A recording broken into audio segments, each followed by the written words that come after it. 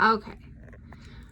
Today we're going over CC1 3.2.1, and you're gonna have to ignore my recording a little bit. I don't have my iPad for this one, so I'm gonna do it on paper and pencil. So problem 94 says that Lucas's frog is sitting at -2 on the number line. His frog hops 4 units to the right, 6 units to the left, and then 8 more units to the right. We need to write an expression or a sum to represent his frog's movement. Okay, well, he starts at -2. He hops 4 units to the right. So to the right, we talked about in class, is addition. He jumped 4 units to the right, and then he jumped 6 units to the left. So we went backwards 6. Okay, and then he moved 8 more units to the right. So that is my expression. Okay, that's all that he did. So part B asks us, well, where does he end up? So in order to do this, I'm going to draw a number line. Okay, and if you grabbed one from class, you already have one. If you don't, you can draw a number line too. See if I can fit it on my paper.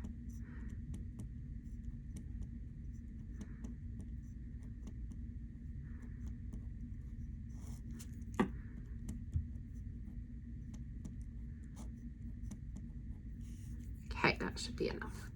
Okay, so we start at -2. He jumps forward 4, so 1, 2, 3, 4. He jumps all the way to +2.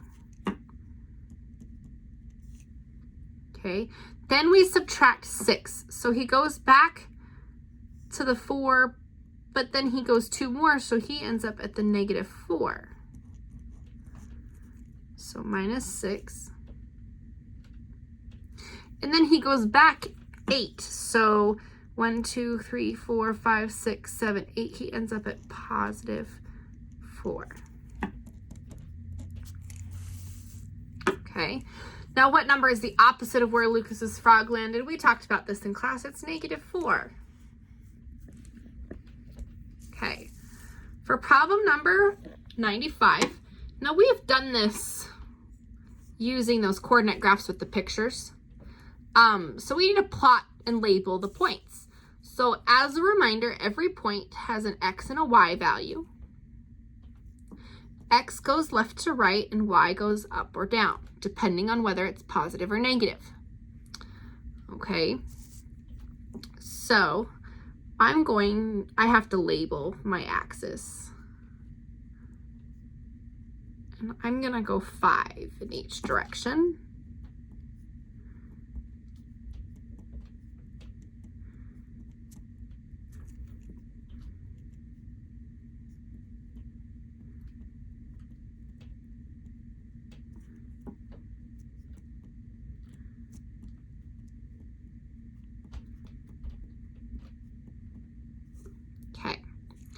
So I'm going to zoom in on that a little bit. So the first point that we're graphing is 1, 3. It's this one right here. Okay, so what I'm going to do is I'm going to go 1 to the right and up 3 because they're both positive numbers. Okay, now I'm going to label this point. I'm going to label it with the coordinate 1, 3. Okay, the second point, I'm going to go over 4 and up 2. And I'm going to label it 4, 2.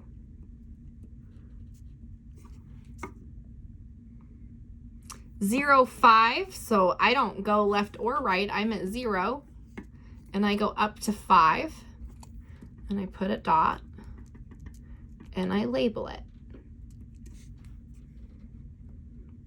And 5, 1. So I go over 5 and up 1.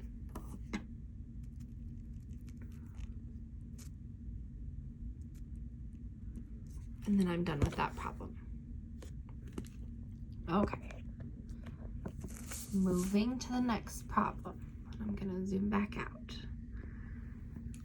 Okay. Problem 96. Rewrite each product below using the distributive property.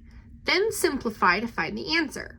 For example, 12 times 13 is 12 times 10 plus 12 times 3 equals 120 plus 36 equals 156. Okay. So I have 18 times 26, which is 20 plus 6 equals. Well, the first one I'm going to do is 18 times 20. And I'm going to do my work over here. Well, right here. 18 times 2. 2 times 8 is 16. 2 times 1 is 2, plus 1 is 3. It's 36. And then I add my 0. Then I can do 18 times 6. So 6 times 8, if 6 times 6 is 36, right? 6 times 7 would be 42. So 6 times 8 is 48. 6 times 1 is 6, plus 4 is 10.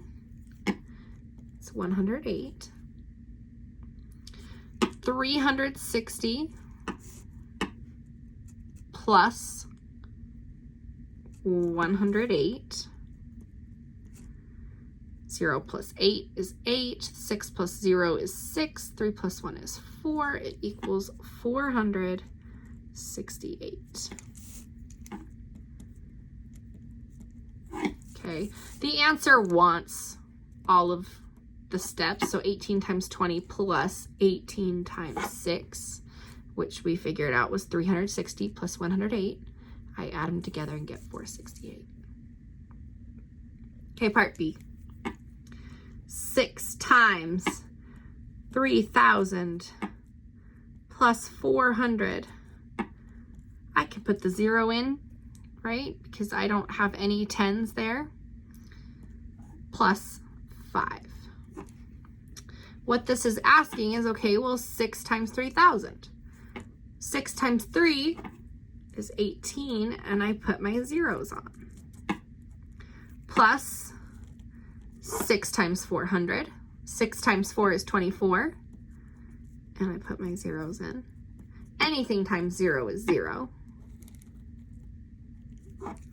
And 6 times 5 is 30.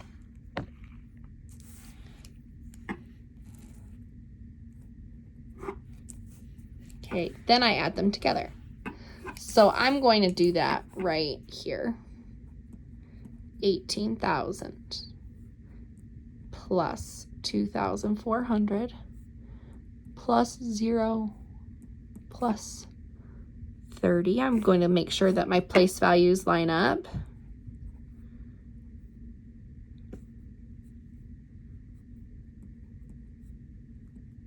Okay, 0 plus 0, 0.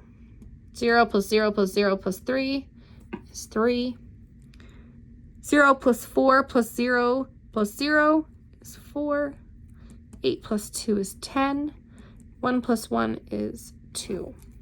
So it equals 20,430.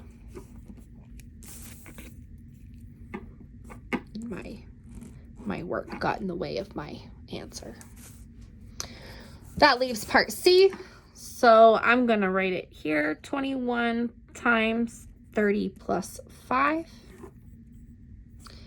So 21 times 3. 3 times 1 is 3. 3 times 2 is 6. So this times this, 630, because I have to put that 0 onto my 63. Then I do 21 times 5. Now I know that 20 times 5 is 100. So if I add 5 to that, because the 21, it's 105. Okay, so 630 plus 105. 0 plus 5 is 5. 3 plus 0 is 3. 6 plus 1 is 7. So it equals 735. Okay. On the back, we are adding and subtracting fractions. So if we remember, when I have fractions that I'm adding or subtracting, I need to have a common denominator. I have to figure out what that is. I like to do this. So this first one, I have 10 and 9.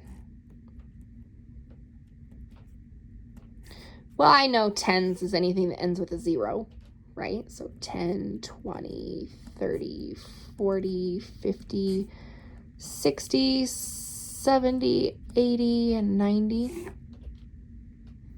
Okay. Now, nines, I know 9, 18, 27, 36, 45, 54, 63, 72, 81, 90. The first one that they have in common is the 90.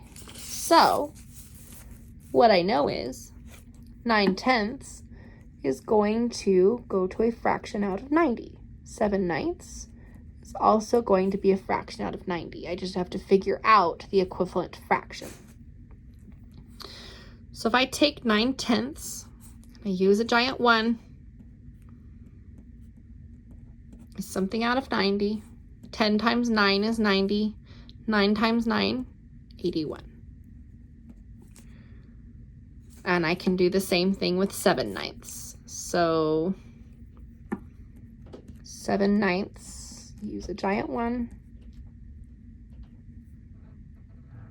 It's times 10, which is 70. Then I add them together. Okay, and I'm going to use as much paper as I can because I like to write big. 81 plus 70. 1 plus 0 is 1. 8 plus 7 is 15. It's 151 over 90. Well, I can simplify this. I'm going to make it into a mixed number just for the practice. So 90 goes into 151, well, one time. Because if I times 90 by 2, it's 180. So I know it's one full time, and I have to figure out how many are left. So I'm going to take 151, and I'm going to subtract 90. 1 minus 0, 1. 5 minus 9, I have to borrow a 10. 15 minus 9 is 6. I have 61 out of 90 left over.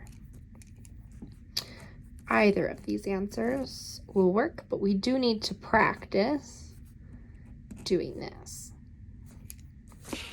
Okay, second one. 1/2 minus 3/11. Okay. So I have 2 and 11. And my instinct is to say, oh, well, it's 11 times 2, which would be 22. Because that's the first number that ends with a 2 that 11 goes into. So I don't even need to list my 2's, because really 2 goes in anything with 2, 4, 6, 8, or 0 at the end. This is the first one with any of those. So I know my new fraction is going to be over 22. I know 3/11. I'm multiplying it by 2. 11 times 2 is 22. 3 times 2 is 6. So that's 6. 1/2. In my giant 1, I'm going to put 11. 2 times 11, 22. 1 times 11, 11. 11 minus 6 equals 5 over 22. I cannot simplify it. 2 does not go into 5. 11 doesn't go into 5. And 5 does not go into 22. So my answer is 5/22. Part C, well, it's 2/5 minus 1/15. I almost don't even have to list these out because I know 5, 10, 15, and 15. So this one's kind of nice because one of my fractions already has that common denominator. I only have to change one fraction. So 2/5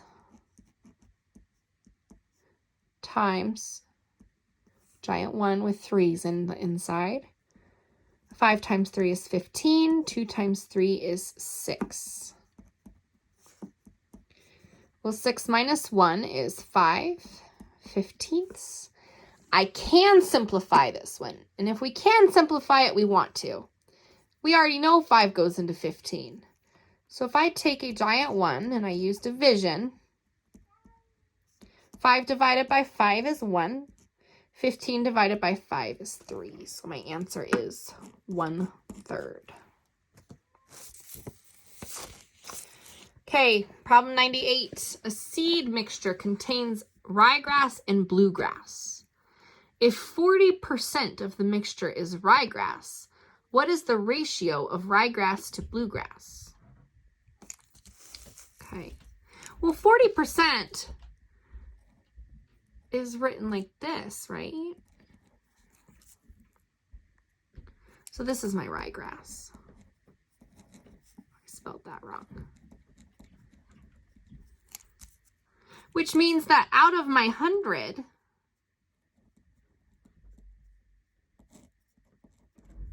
if I subtract my 40 from 100, I get my bluegrass. So 100 minus 40.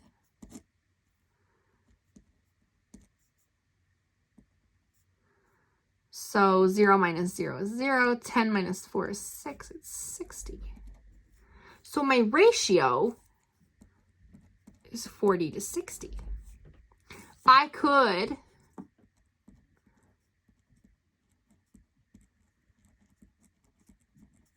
write it as a fraction. If I write it as a fraction, I know that it simplifies. 10 goes into each of those numbers. 60 divided by 10 is 6. This one's bluegrass, not ryegrass. 60 bluegrass, I'm sorry. 6 bluegrass. All these grasses. Okay, 40 divided by 10 is 4. That one's the ryegrass. Then I can even take it further. So I'm going to rewrite it down here so I have more room. If I have 40% ryegrass and 60% bluegrass, well, 4 and 6, 2 goes into both of those. 4 divided by 2 is 2. 6 divided by 2 is 3. So then if I rewrite my ratio using other forms, I have 2 of the ryegrass to every 3 of the bluegrass, which is also 2 to 3. And I can also write it this way. 4 ryegrass, 2 bluegrass. As always, if you have any questions, please don't hesitate to come and ask.